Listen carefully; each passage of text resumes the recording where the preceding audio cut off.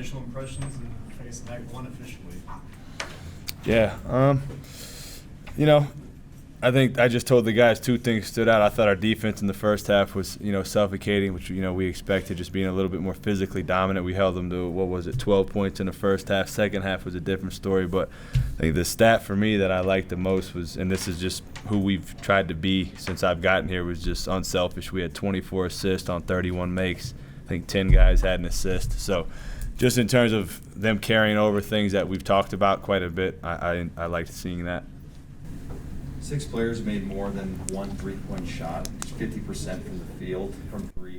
How important is it to shoot it well and to make a lot of threes in this offense?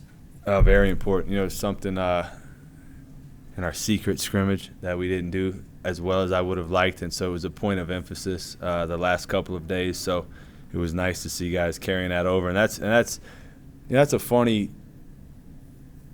thing to talk about, because everyone, you hear it in the NBA all the time, we want to shoot more threes, but how do you actually do that, right? And so that's something that we try to educate our guys on. It's not just come down and jack. It's like when you drive and somebody helps, then we got to kick, right? And I know that sounds simple, but to get guys to do that over and over and over, that's how you wind up with 24 assists. And like you said, tonight we shot it pretty well, and we got a lot of guys that can make threes.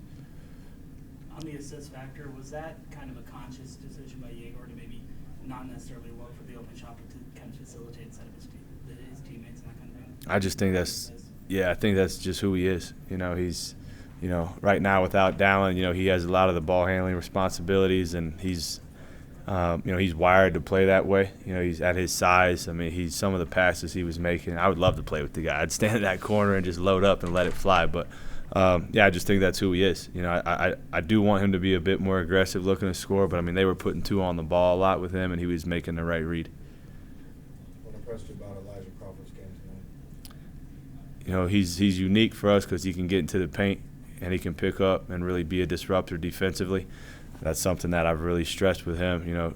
Just hit singles, man. We don't need you to come in here and be, Superman. Just hit singles, be solid, get to the paint, put pressure on the defense, and again, it goes back to this theme of making the right paint read. I thought for the most part he did that tonight. There was a couple I would have liked to seen him draw and kick, but he's coming along.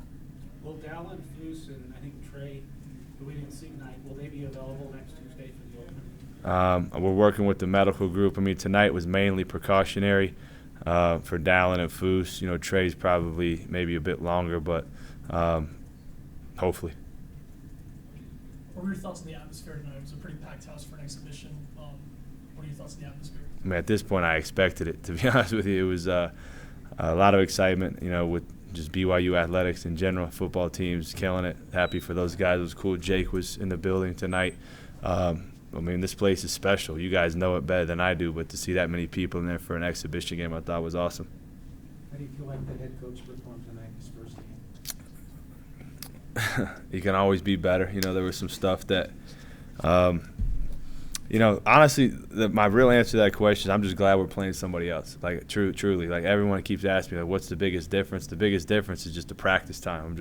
We're just tired of going. It's hard to just refine when you're going against the same thing every day. So, they threw stuff at us that, maybe we don't throw at ourselves in practice. So, trying to adjust on the fly, keep our stuff sharp, and, just try to put the guys in a position to succeed.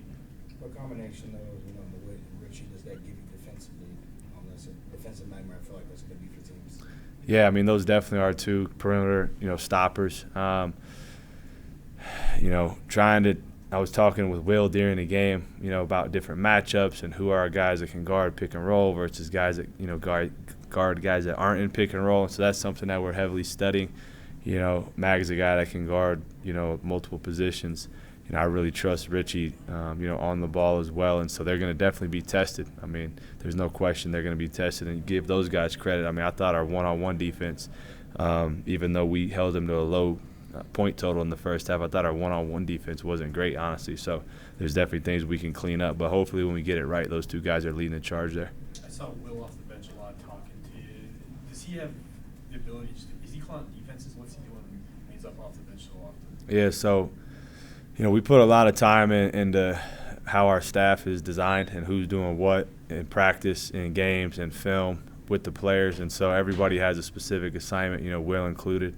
he's leading the charge defensively, and me and him are constantly talking about switching coverages, matchups, and all that kind of stuff. But that's one of the main reasons why I wanted Will here because I trust him so much. When you have those huddles, it seemed like he was talking a lot to the team. Is that kind of going to be the theme going forward, where he's talking and you're with the other coaches on the clipboard? Yeah. So again, like all that stuff isn't just off the hip. Like all that stuff is pre-scripted, where we talk, in the calm, where we want to be, how we want those timeouts to operate. And so, I like getting an initial huddle with my coaches. Him and I are on the same page defensively. He goes in there and gets them right defensively. Then I'm out there figuring out who's in the game and what play we're running, come out of the timeout and things like that. Two more questions. You said Postgame at media days you weren't sure on compliance. Is there any update on that? No. Two more questions. Going forward, is this model of playing one secret scrimmage and one exhibition game, is that kind of how you want to do it going forward? Great. I have no idea. Seriously, I was talking to so Liam, their coach. We were good friends. I know him well. We were talking about how he does it. I was talking about our other secret scrimmage opponent, how he does it. And so, honestly, man, I don't know. And that might be my answer a lot this year. I don't know. I'm trying to learn on the fly the best I can, and I'm taking a lot of notes along the way to hopefully be better the second time around. Last question.